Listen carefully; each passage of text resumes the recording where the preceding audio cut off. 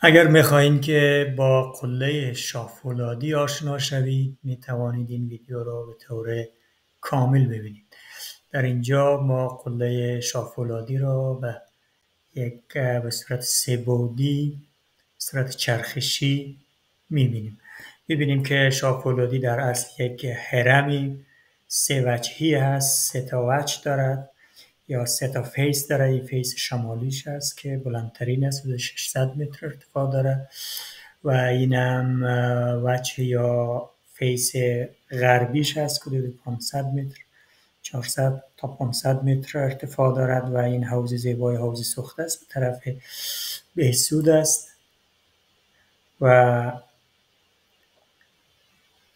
این هم وجه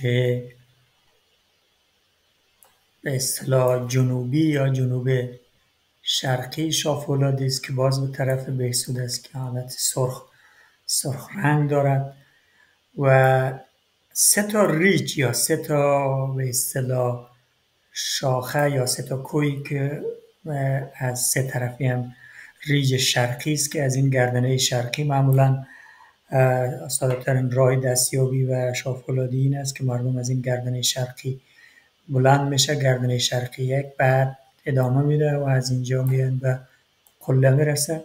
راه دیگری البته از این حوض سوخته از طرف کوهبروی بهسود و از این گردنه جنوبی هست. از این گردنه جنوبی دوباره ادامه بدیم باز به قله میرسیم.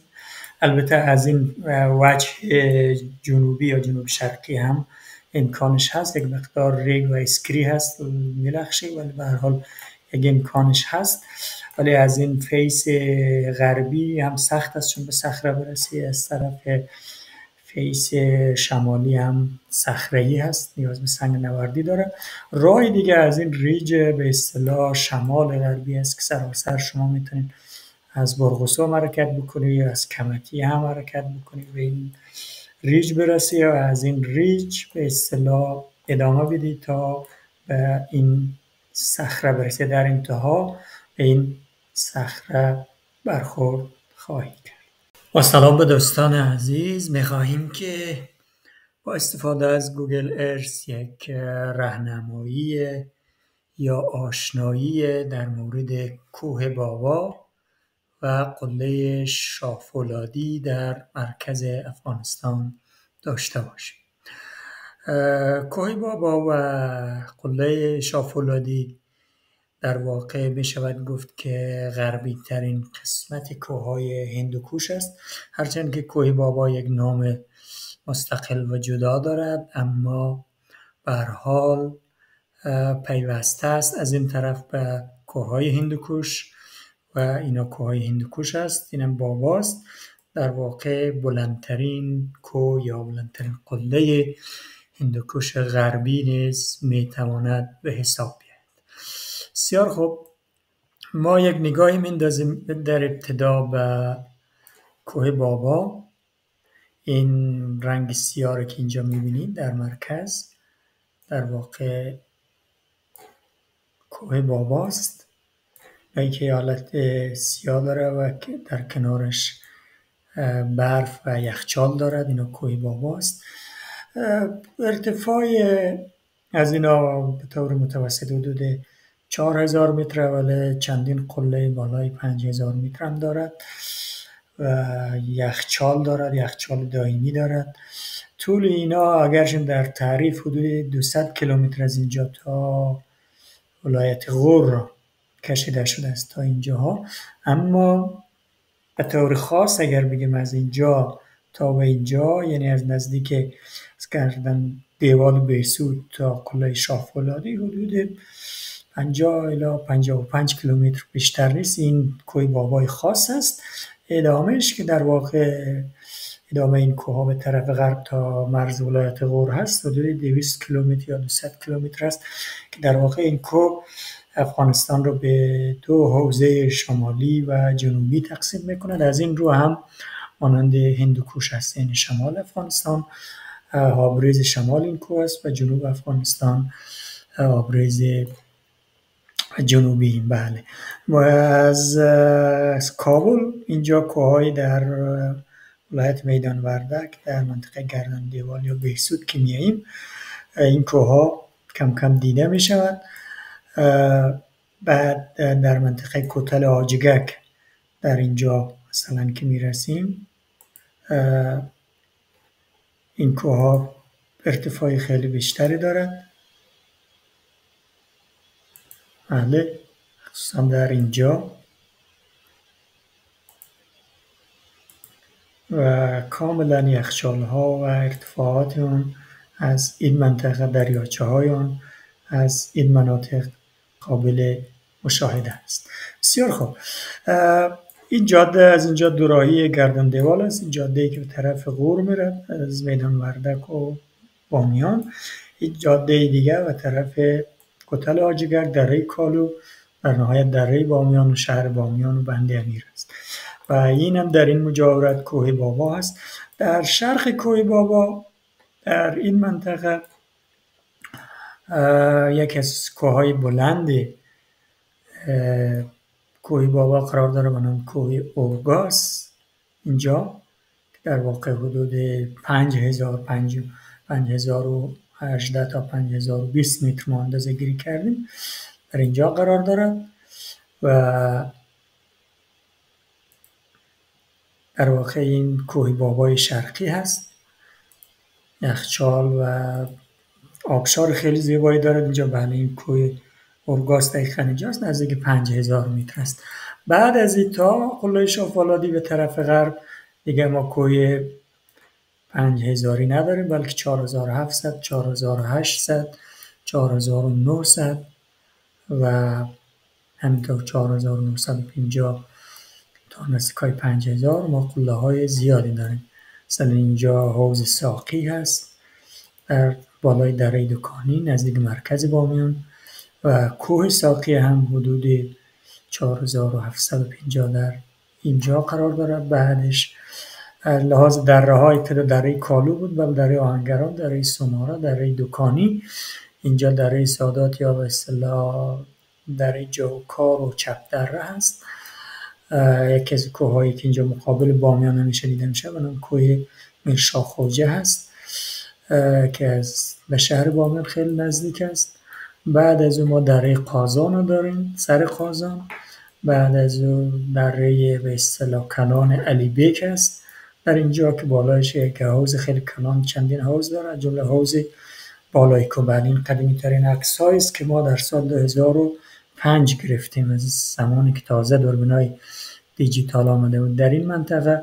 خیلی از مردم بلد نیست و مردم های محلی کوهنوردا یا توریستای داخلی و خارجی رو به این منطقه میرن. این منطقه البته خیلی زیباست ولی شاخ‌العادی نیست.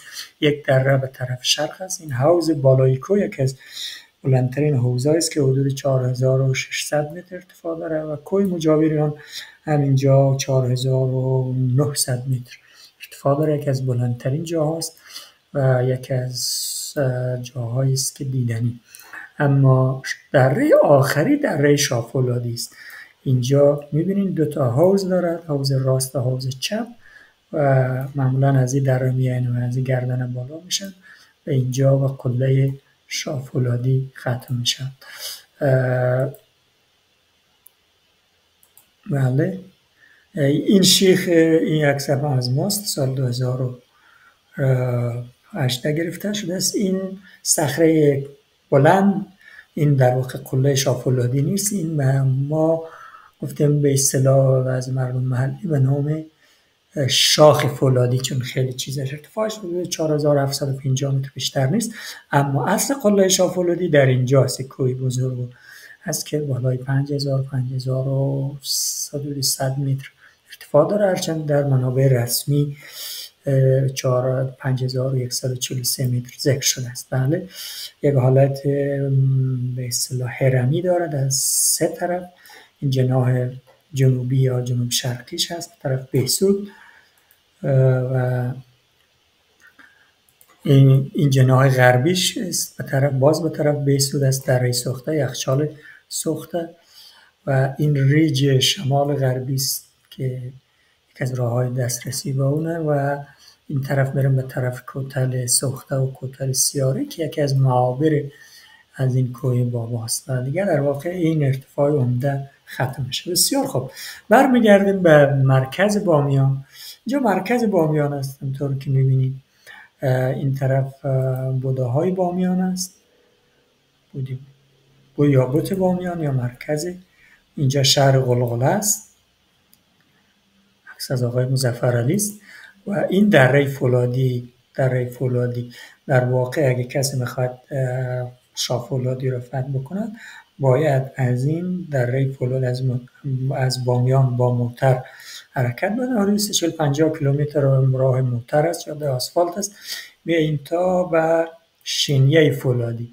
شینیه فولادی یعنی دو آبی فولادی که آب سیالیک، آب قازان و آب به اصطلاح علی بک یا آب شاه فولادی اینجا یک جا میشه. اینجا شینیه فولادی هست، تا اینجا مشترک است. بعد از او ما میاییم به دشت تیکر به طرف شاه فولادی یا به طرف علی بک، منطقه به نام سرخجوی، طرف چپ منطقه است به نام زکریا. بهترین راه همین است که از بامیان که آمدیم شینیه فولادی، اینجا خدمت شما دشت تیکر هم میاییم تا در اینجا علی بک.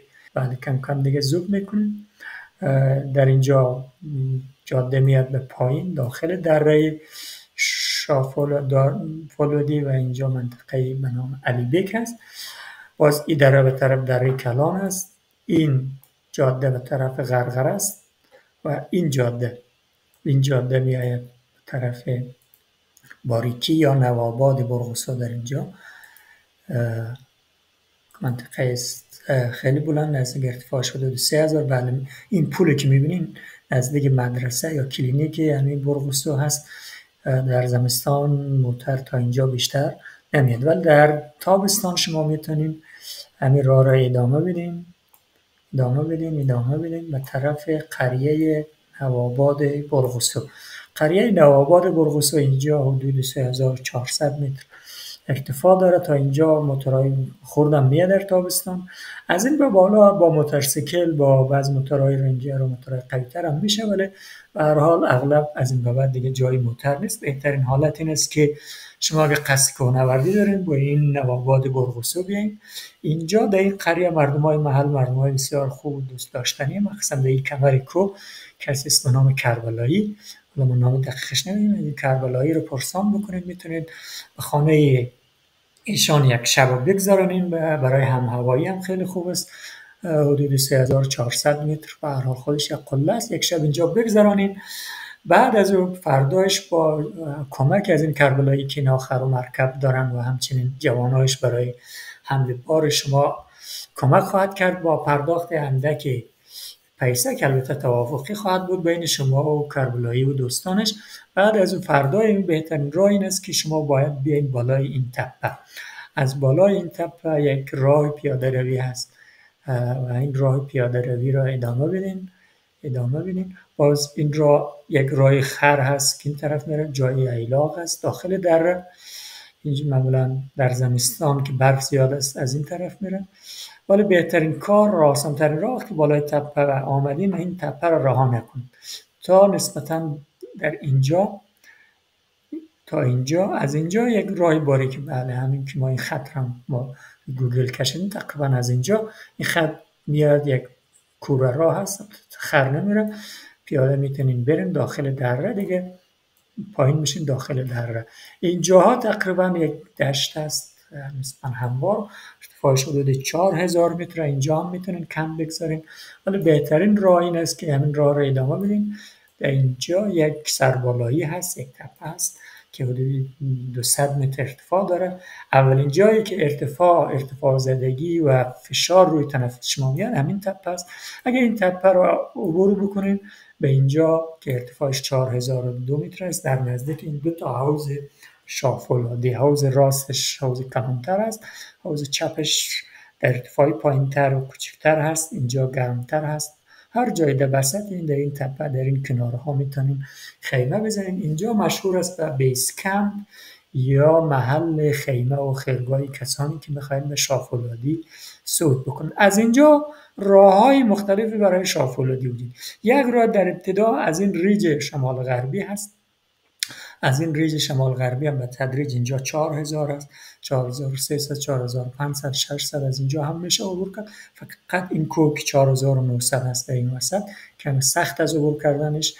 همون خاطر ما تا اینجا ها آمدیم، تا اینجا از این ریج در زمستان، ولی ادامه نده. بعضی دوستایی رو عبور کرده، بعضی شکارچی ها، ولی خیلی سخت است. ادامه از این اگر ما از اینجا عبور کنیم به گردنه و بعد از اینجا هم باز 4900، 5000 به تدریج از اینجا می شود راحت به طرف شاه‌فولادی آمد و زیر قله یا زیر صخره اصلی شاه‌فولادی رسید. منتها این یک راه خیلی طولانی و دور دراز، مخصوصا اگه بار داشته باشیم سخت است. از حوضها یکی از آسان دو تا راه، یکی از چندین راه شروع میشه. اولین راه دست راست از این جری یخچالی میریم بالا که ما در سال 2019 از اینجا تلاش کردیم، 2 تلاش همراه با دوستای کوهنورد هراتی. از این گردنه راحت میتونین به اینجا بالا شین. این راه است، راه مشهور به راه شکارچی‌ها، چون در اینجا یک جای است به نام تختگاه شاه‌فولادی که آهو دارد و شکارچی معمولا از این راه، از این صخره‌ها عبور میکنه برای شکار آهو. این صخره‌ها یک مقدار سخت است، نیاز به یک مقدار سنگ‌نوردی داره. مخصوصا 100 متر آخر از این باید به حالت مثل خرسواری از اینجا عبور کنی که اینجا تقریبا نزدیک 50,000 این شاخ. اگر این 100 متر عبور بکنین، میتونین مهارت داشته باشین، نترسین. اینجا که رسیدین دیگه کار نسبتا آسانه. و اینجا راهی که از طرف کمتی و از کتل سوخته از او بر بیاد هم یک جا میشه، راه از او بعد نسبتا هموار است تا نزدیک قله.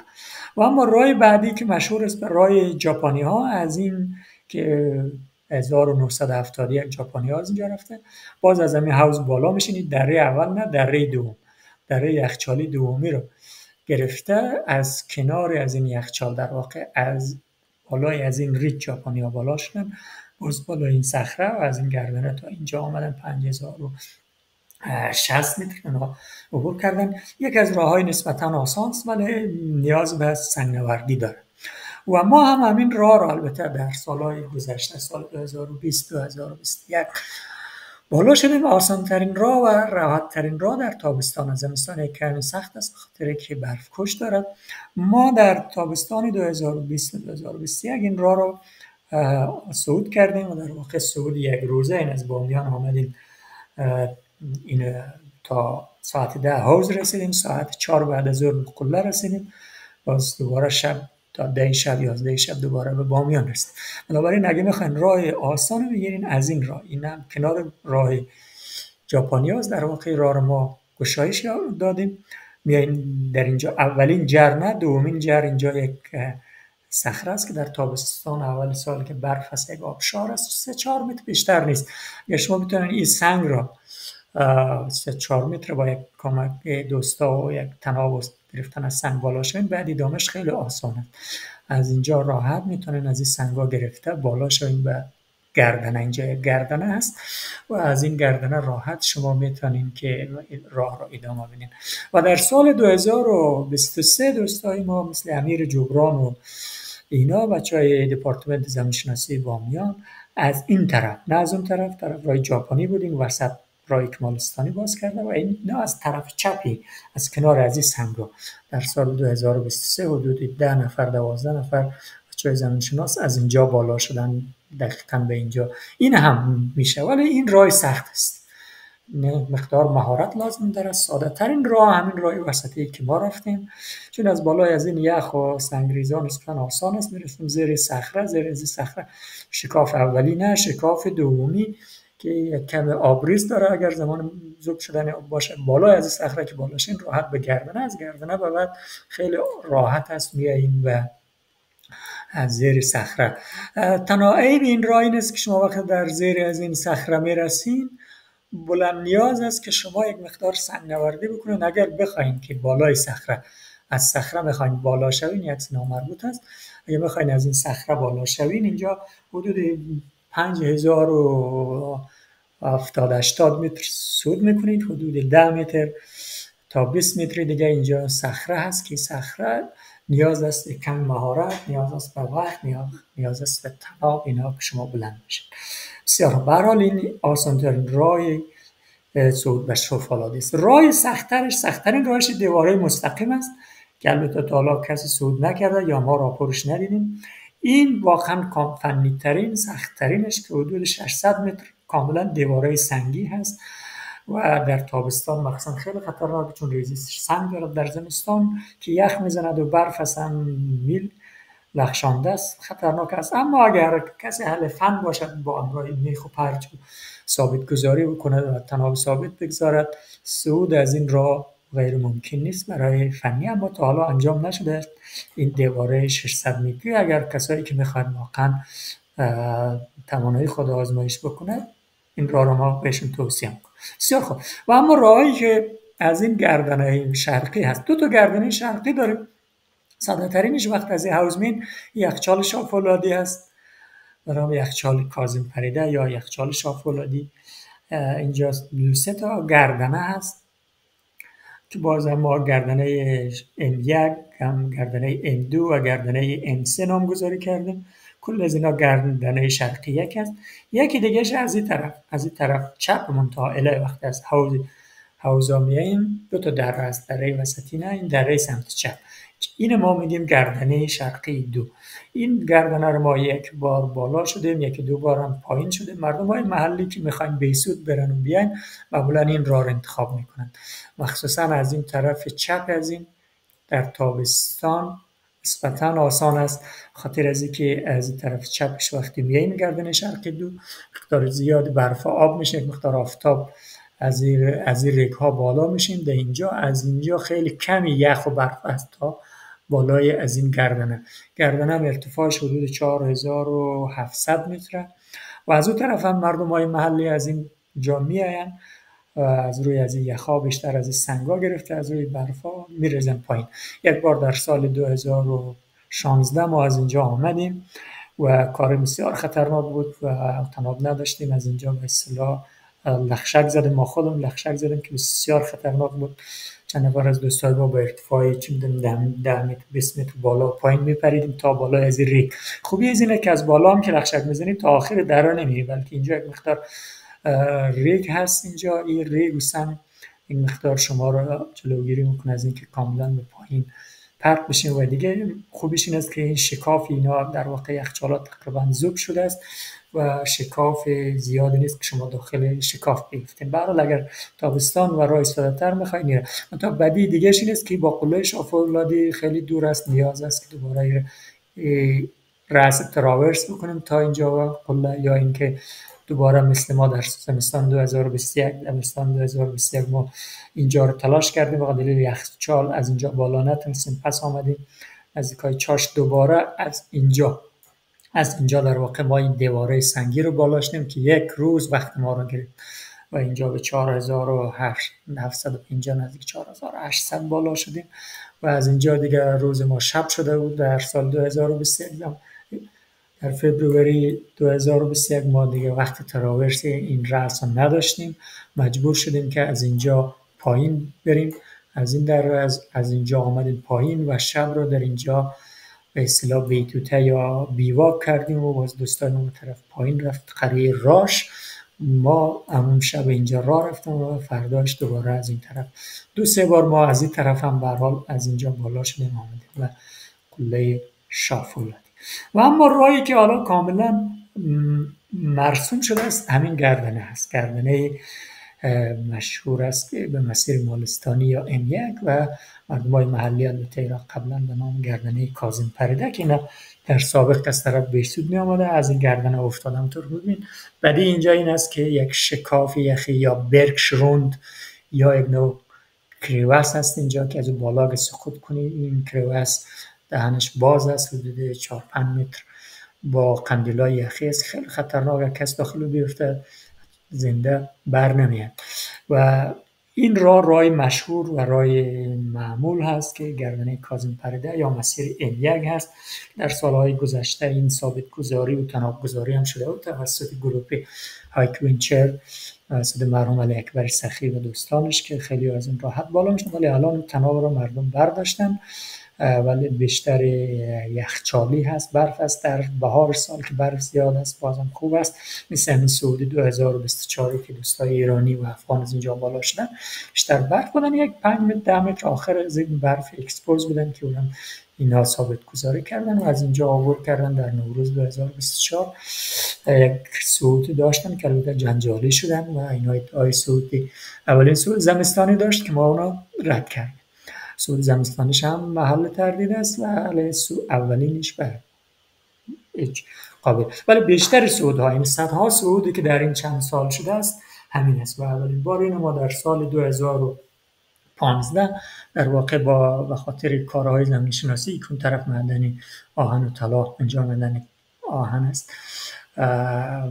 گزارش شده بود، ما از اینجا عبور کردیم و این به اصطلاح گروه زمین شناسی حدود 15-20 نفر از اون به بعد این تبدیل شده است به یک شاهراه. اما یک راه دیگه هم هست، یک گردنه دیگه هم هست که ما در سال 2016 تلاش کردیم چون اینجا یخچال بود.